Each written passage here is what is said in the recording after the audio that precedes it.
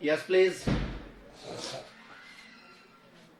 देखो भाई हमारा टॉपिक चल रहा था वर्नर थ्योरी, ठीक है, पोस्टुलेट्स ऑफ वर्नर थ्योरी,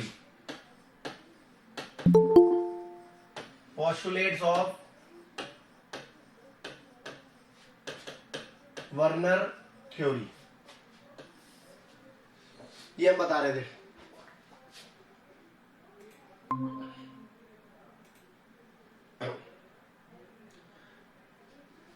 ठीक है, उसमें हमारा पोस्टुलेट नंबर 4 है आज, पोस्टुलेट नंबर 4। देखो भाई, अब ये कह रहा है जो न्यूट्रल लिगेंड्स होते हैं, न्यूट्रल मॉलिक्यूल्स या फिर क्या होते हैं, आयंस होते हैं, ठीक है, वो हमेशा ध्यान रखना है सेंट्रल मेटल के साथ कोऑर्डिनेट बॉन्ड के थ्रू जुड़े हुए होते हैं। ठीक है, तो ये क्या कह रहा है, the neutral molecules as well as the ions are coordinated to central metal, the neutral molecules as well as ions are coordinated to central metal in same manner through coordinate bond।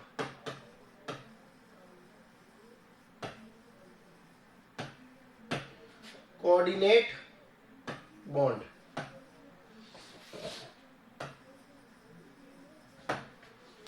ठीक है, coordinate bond के through क्या होते हैं, वो जुड़े हुए होते हैं भाई। तो जो न्यूट्रल मॉलिक्यूल होंगे जिनको हम न्यूट्रल लिगेंड्स बोलते हैं, और जो नेगेटिव या फिर पॉजिटिव लिगेंड्स होंगे सेंट्रल मेटल से सेम तरीके से जुड़े होंगे कोऑर्डिनेट बॉन्ड के थ्रू। अच्छा, उसके बाद में अगर बात करें हम, तो ये बता रखा है इसमें, अगर देखो ध्यान से सुनना, अगर कोई भी आयन न्यूट्रल लिगेंड को रिप्लेस करता है, if an ion replaces a neutral ligand या न्यूट्रल मॉलिक्यूल, तो वो ध्यान रखना है कि जो वो आयन है it loses its electrovalent character. ठीक है, वो किसकी तरह बिहेव करेगा, फिर खुद न्यूट्रल की तरह ही बिहेव करेगा। इफ, ध्यान रखना है यहां पर,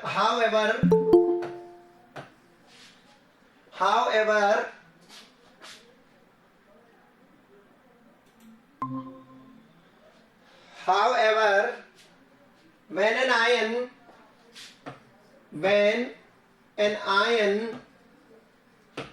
replaces neutral molecule,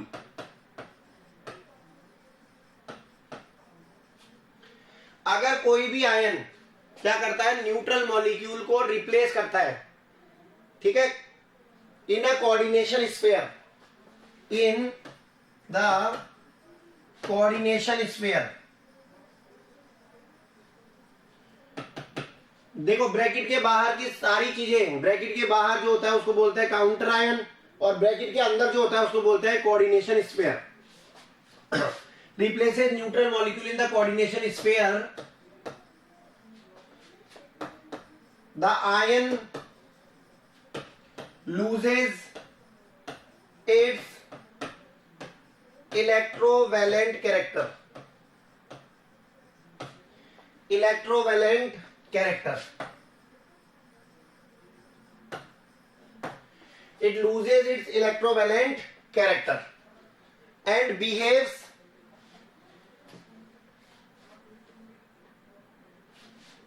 ठीक है, फिर वो खुद भी न्यूट्रल की तरह बिहेव करने लग जाएगा।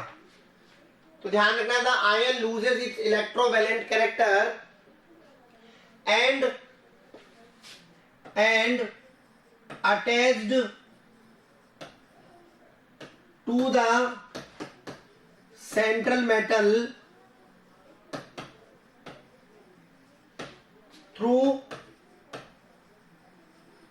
Non ionisable linkage, that is secondary valencies।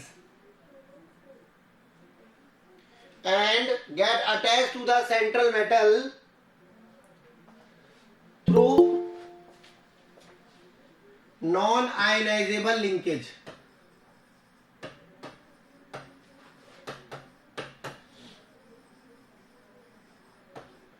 That is satisfy secondary valencies. कौन सी वैलेंसी सेटिस्फाई करेगा? Secondary valency through non ionisable linkage, that is secondary valency. Secondary valency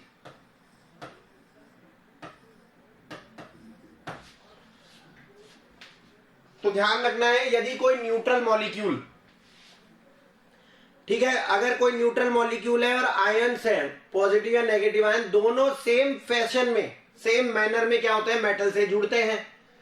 अब यहां सबसे इंपॉर्टेंट बात ये ध्यान रखना है कि अगर कोई आयन न्यूट्रल मॉलिक्यूल को क्या कर दे? रिप्लेस कर दे. अगर कोई भी मेटल आयन क्या कर दे? न्यूट्रल मॉलिक्यूल को रिप्लेस कर दे, तो वो जो आयन है वो अपना इलेक्ट्रोवैलेंट कैरेक्टर को क्या कर देगा? लॉस्ट कर देगा.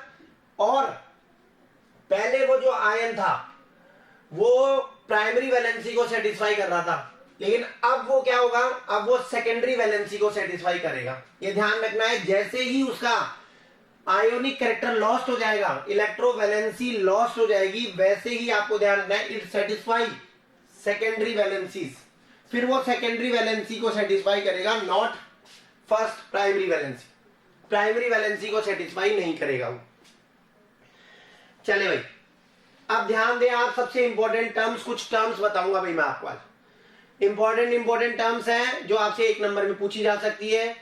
जैसे आपसे पूछा जा सकता है define ligands, define coordination sphere, ठीक है, डिफाइन ऑक्सीडेशन नंबर. उसी तरह आपसे पूछा जा सकता है कोऑर्डिनेशन एंटिटी, ठीक है, कोऑर्डिनेशन एंटिटी और स्फीयर एक ही बात होती है. उसके अलावा लिगेंड्स जो है वो कितने टाइप्स के होते हैं? जैसे पॉलीडेंटेट, मल्टीडेंटेट, बाइडेंटेट, ट्राइडेंटेट, ठीक है, वो आपको ध्यान रखना है. तो सबसे पहले हम कुछ डेफिनेशंस की बात करेंगे, ठीक है, जो कोऑर्डिनेशन कंपाउंड्स में इन्वॉल्व है. इंपॉर्टेंट टर्म्स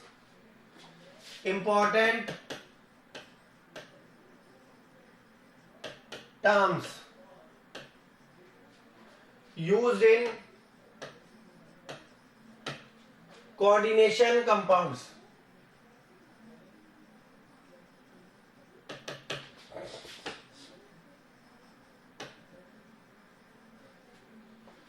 कुछ इंपॉर्टेंट टर्म्स जो कोऑर्डिनेशन कंपाउंड्स में यूज आती है वो बताना है हमें. देखो, सबसे पहला आता है कोऑर्डिनेशन, ठीक है, एंटिटी. कोऑर्डिनेशन एंटिटी, तो सबसे पहली बात आपको ध्यान रखना है कि coordination entity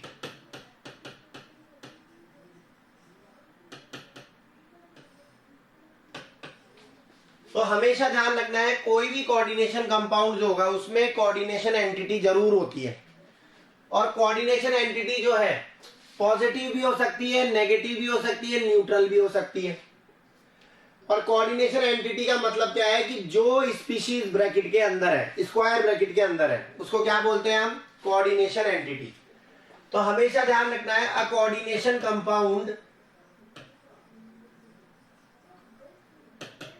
a coordination compound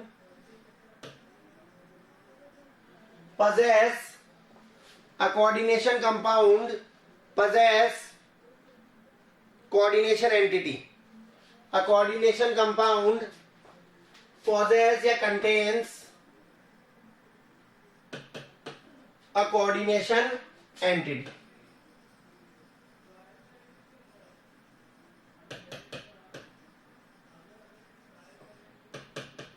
coordination entity जरूर होगी भाई उसके पास. हमेशा ध्यान रखना है किसी भी कोऑर्डिनेशन कंपाउंड के पास क्या होता है? कोऑर्डिनेशन एंटिटी होती है. और कोऑर्डिनेशन एंटिटी जो है, ठीक है, उसके पास क्या क्या होगा? सेंट्रल मेटल होगा और उससे जुड़े हुए लिगेंड्स होंगे. सेंट्रल मेटल से अटैच क्या होंगे? लिगेंड्स. जो कि न्यूट्रल मॉलिक्यूल्स भी हो सकते हैं और आयंस भी हो सकते हैं। ठीक है, तो ये ध्यान रखना है कोऑर्डिनेशन एंटिटी के अंदर क्या क्या होगा। तो ये ध्यान रखना है, coordination entity contains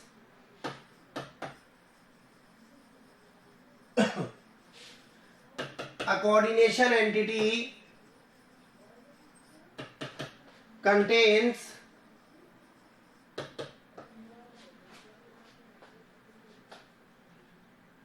central metal,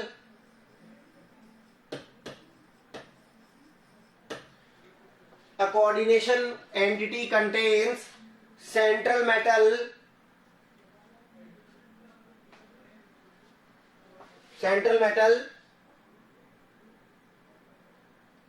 which is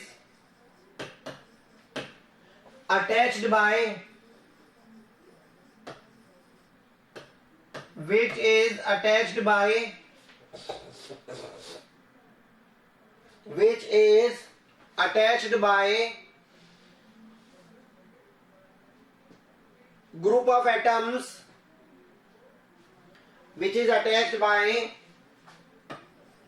group of atoms, ions or neutral molecules,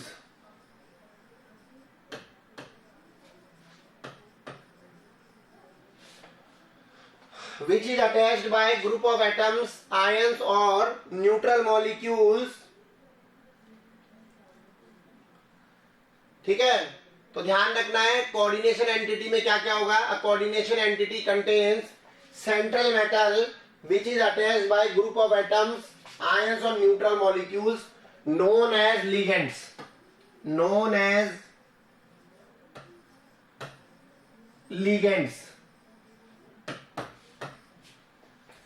जिनको क्या बोलते हैं हम, लिगेंड्स बोलते हैं। जो सेंट्रल मेटल से जुड़े हुए होंगे जो मॉलिक्यूल्स, आयंस, उनको बोलते हैं लिगेंड्स। अच्छा, आगे बात करें हम, तो ये ध्यान रखना है हमेशा ये कोऑर्डिनेशन एंटिटी जो है वो स्क्वायर ब्रैकेट के अंदर होती है भाई। ठीक है, तो ध्यान रखें अ coordination entity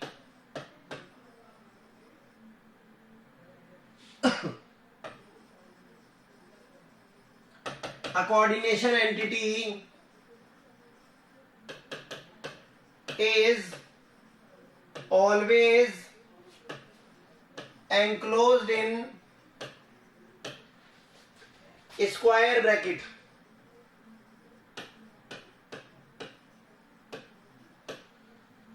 A coordination entity is always enclosed in square bracket। Square bracket के अंदर होती है भाई। ठीक है, चाहे उस पर कोई चार्ज हो चाहे कोई चार्ज नहीं हो, whether it is charged, whether charged or not charged, चाहे उसके ऊपर कोई चार्ज प्रेजेंट हो चाहे कोई चार्ज प्रेजेंट नहीं हो। ठीक है, चले आगे बात करते हैं। जैसे एग्जांपल, कोई सा भी एग्जांपल ले लो आप। ठीक है, कोई भी एग्जांपल ले सकते हो भैया। फॉर एग्जांपल जैसे PT Cl4 -2। ठीक है, PT Cl4 -2। उसके अलावा अगर एग्जांपल की बात करें Fe3CO12, जो इच्छा वो ले सकते हैं। Fe3CO12, बस ये ध्यान रखना है स्क्वायर ब्रैकेट के अंदर होना चाहिए। ठीक है, स्क्वायर ब्रैकेट के अंदर होना चाहिए। अब इसमें इंपॉर्टेंट चीज क्या है, सबसे पहला है cationic entity.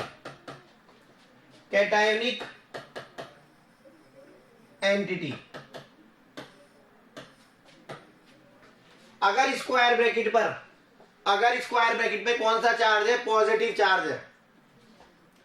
A coordination entity which carries positive charge. ठीक है, तो कैटायोनिक एंटिटी बोलते हैं उसको। अ coordination entity which carries positive charge.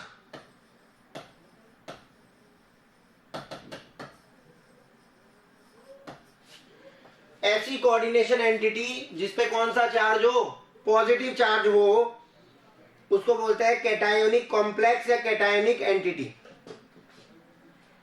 A coordination entity which carries positive charge. अब जैसे एग्जांपल की बात करते हैं हम, फॉर एग्जांपल अगर एग्जांपल लें हम, तो जैसे हमने लिया NiNH3 की पावर होल 6 प्लस 2, ठीक है। तो हमने क्या देखा कि यहां पर जो कॉम्प्लेक्स है उस पे कौन सा चार्ज है, पॉजिटिव चार्ज है भाई। सिमिलरली आप चाहो तो और भी एग्जांपल ले सकते हो, कोई सा भी एग्जांपल ले लो। CONH3 की पावर का होल 4 प्लस 2। बस ये ध्यान रखना है कि स्क्वायर ब्रैकेट के ऊपर क्या आना चाहिए, पॉजिटिव चार्ज। चले नेक्स्ट बात करते हैं हम एनायोनिक एंटिटीज की।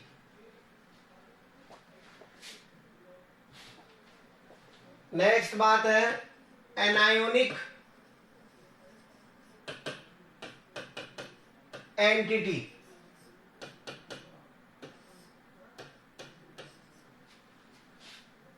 A coordination entity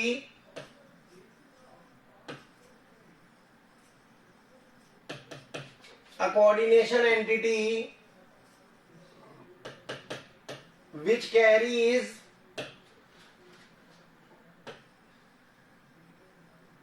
negative charge,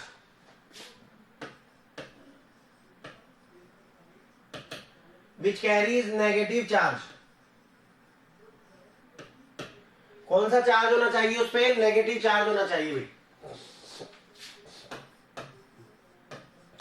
for example अब जैसे एग्जाम्पल की बात करें हम, तो एग्जाम्पल हो सकता है हमारे यहां, जैसे एग्जाम्पल है PtCl6 -2। अब यहां पर जो है कोऑर्डिनेशन एंटिटी पे कौन सा चार्ज है, -2 है। इसी तरह आप कह सकते हो AgCN का होल ट्वाइस, और इस पे चार्ज आ गया माइनस।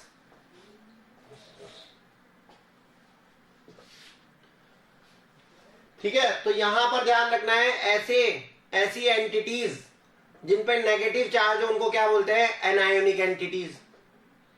फिर आता है न्यूट्रल एंटिटीज।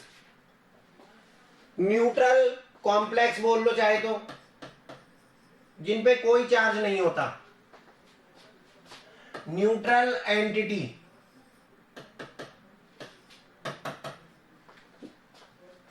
अ कोऑर्डिनेशन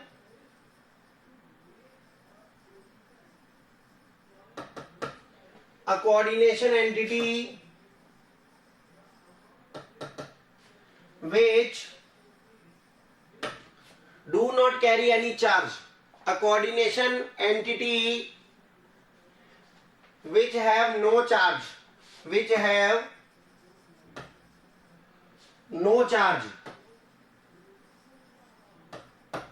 जिसके ऊपर कोई चार्ज नहीं हो उसको क्या बोलते हैं, न्यूट्रल एंटिटी। जैसा एग्जाम्पल है, फॉर एग्जाम्पल FeCO की पावर 5, NiCO की पावर 4। ठीक है, ये ऐसी आपके एंटिटीज है जिनके ऊपर कोई चार्ज नहीं है। They do not carry positive charge as well as negative charge, कुछ भी चार्ज नहीं है इनके ऊपर, तो ये न्यूट्रल एंटिटीज कहलाती है भाई। चलो बस पार्थ समझ में आया बेटा?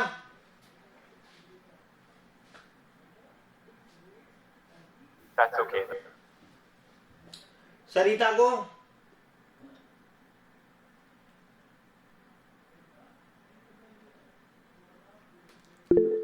Yes sir, okay. वंदना को समझ में आ रहा है? Yes sir. ओके, ठीक। तो हमने बताया, सबसे पहला हमने कुछ एंटिटीज बताई।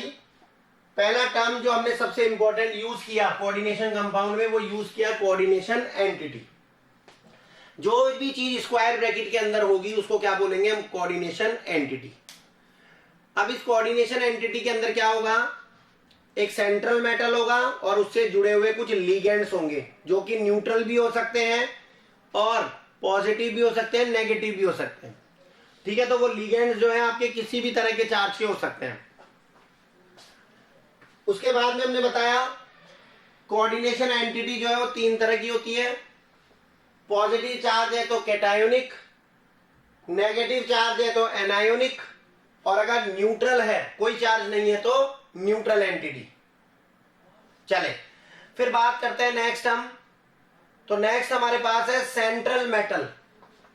नेक्स्ट जो हमारा इंपॉर्टेंट टर्म है वो है सेंट्रल एटम या ion. Central atom, central metal जिसको हम बोलते हैं, सेंट्रल एटम या फिर क्या बोलते हैं उसको? आयन। चलो अगर इसकी बात करें हम, तो जनरली ये क्या होता है? डी ब्लॉक एलिमेंट होता है। तो सबसे पहले तो ये ध्यान रखना है कि किसी भी कोऑर्डिनेशन एंटिटी के अंदर वो एटम जिससे बहुत सारे लिगेंड्स जुड़े हुए हो, जिससे बहुत सारे न्यूट्रल मॉलिक्यूल्स अटैच हो, ठीक है, उसको क्या बोलते हैं हम? उसको हम बोलते हैं सेंट्रल मेटल एटम। ठीक है, चलो तो किसी भी कोऑर्डिनेशन एंटिटी के अंदर, in a coordination entity, in a coordination entity, the atom through which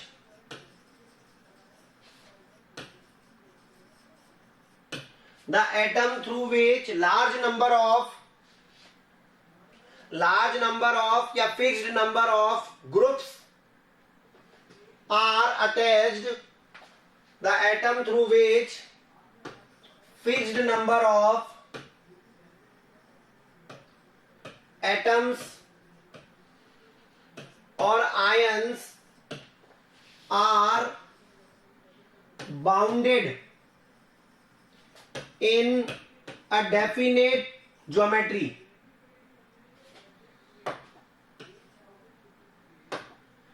in a definite geometric pattern.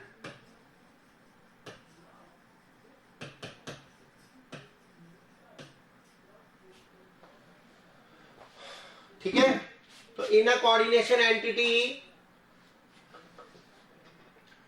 The atom through which fixed number of atoms और ions are bonded in a definite pattern.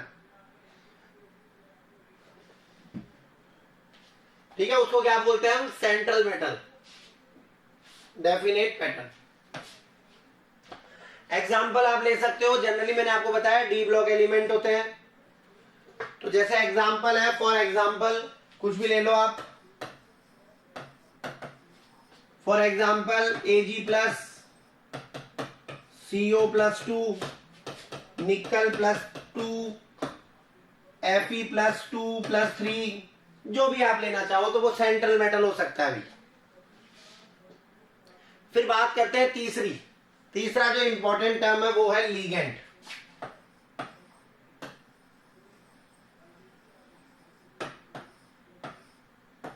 Ligands, तो ligands आपको ध्यान रखना है, वो neutral molecules होते हैं या वो आयंस होते हैं जो सेंट्रल मेटल से कोऑर्डिनेट बॉन्ड के थ्रू जुड़े होते हैं। The neutral molecules ions which are attached to which are attached to central metal in a coordination entity. In a coordination entity, the neutral molecules or ions which are attached to central metal in a coordination entity.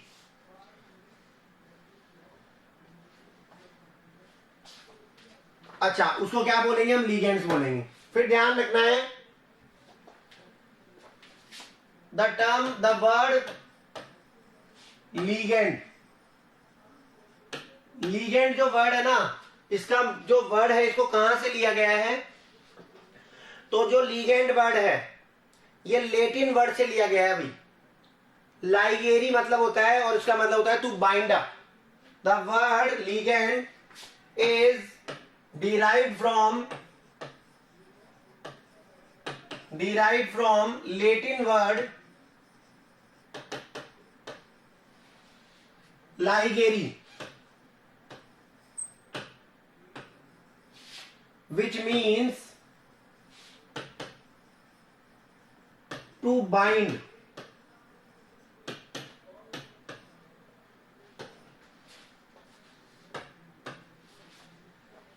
लाइगेरी word से लिया गया है भाई।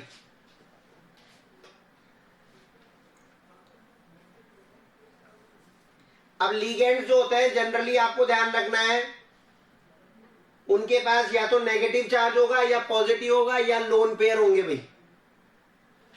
ठीक है, ligand जो होते हैं उनके पास या तो क्या होगा? नेगेटिव चार्ज होगा या फिर क्या होंगे? लोन पेयर्स होंगे या पॉजिटिव चार्ज के लिगेंड्स होंगे। तो लिगेंड जनरली पोलर मॉलिक्यूल्स होते हैं भाई। Ligands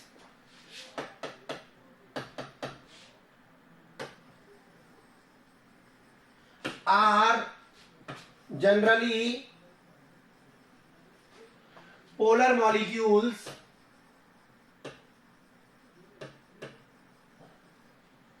ligands are generally polar molecules such as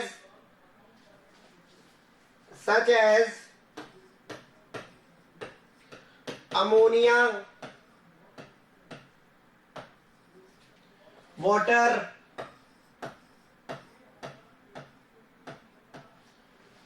ammonia, water और ions और anions, ions ही बोल लो, anions जरूरी नहीं है, पॉजिटिव भी होते हैं इसलिए। और anions such as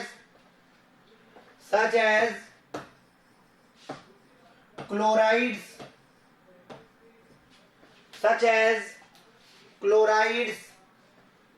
hydroxides, cyanide,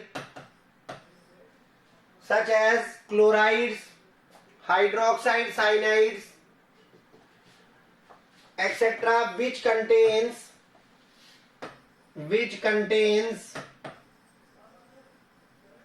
at least one lone pair, which contains at least one lone pair।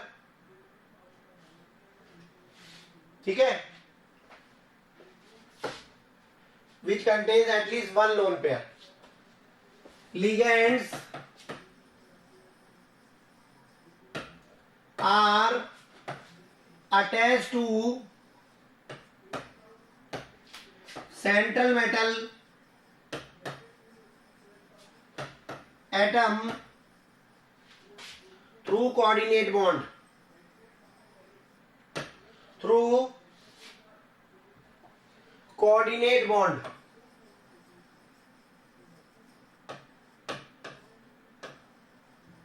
through coordinate bond, through coordinate bonds। ठीक है, चलो अब आपको ध्यान रखना है जो लिगेंड अपने लोन पेयर देगा उसको डोनर एटम बोलते हैं हम। तो ध्यान रखना है, the atom in the ligand, the atom in the ligand which is involved in the formation of coordinate bond, ध्यान रखना है भाई, the atom in the ligand which is involved in the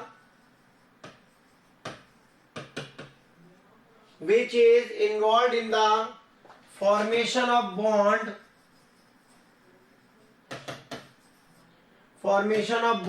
with central metal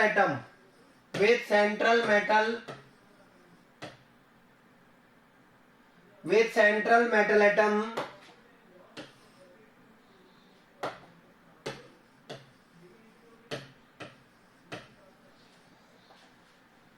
the atom in the ligand which is involved in formation of bond with central metal atom is known as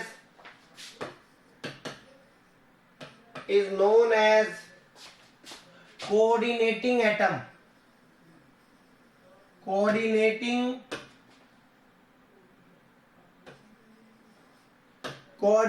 atom और donor atom.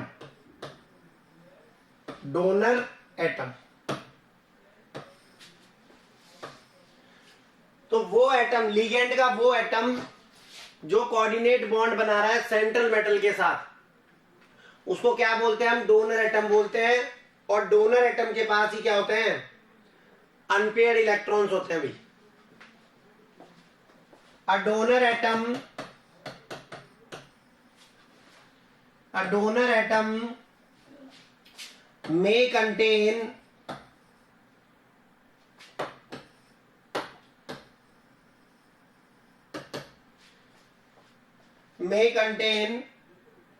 shared pair of electrons, may contain lone pairs. A donor atom may contain one or more unshared pair of electrons. Unshared pair of electrons. A donor atom may contain one or more unshared pair of electrons. ठीक है, चलो उसके बाद में बताऊंगा मैं आपको ligand जो है वो कितने तरह के होते हैं। Types of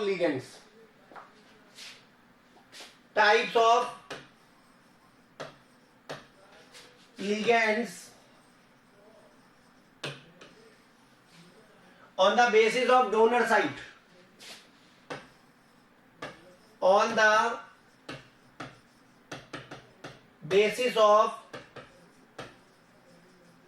donor sites, donor site के बेसिस पर लिगेंड्स कितने तरह के होते हैं? तो ध्यान रखना है, अलग अलग टाइप के होते हैं भाई। तो अगर एक है डोनर साइट तो यूनिडेंटेट, दो है तो बाइडेंटेट, तीन है तो ट्राइडेंटेट, चार है टेट्राडेंटेट, और अगर 6 डोनर साइट है तो हेक्साडेंटेट। तो ध्यान रखना है, पहला है यूनिडेंटेट,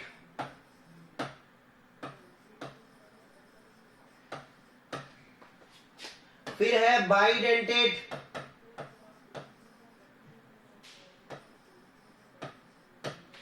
फिर है ट्राइडेंटेट,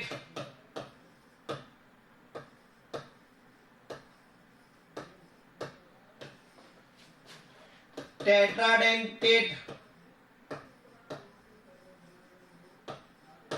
हेक्साडेंटेट।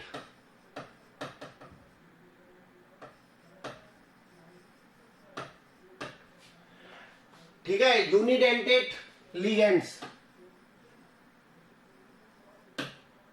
तो इनके पास क्या होता है? They have one donor atom, one donor site, इनके पास एक डोनर साइट होती है, बाइडेंटेट या फिर इसको डाइडेंटेट भी बोलते हैं भाई, bidentate ligands having two donor sites,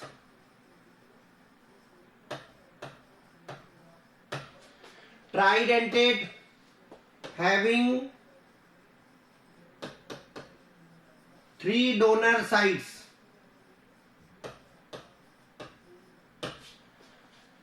tetradentate having 4 donor sites, hexadentate having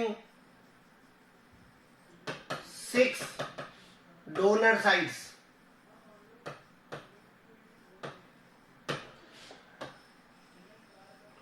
तो ध्यान रखना है आपको, लिगेंड्स जो है डोनर साइट्स के बेसिस पर अलग अलग टाइप्स की है भाई, मोनोडेंटेट या यूनिडेंटेट,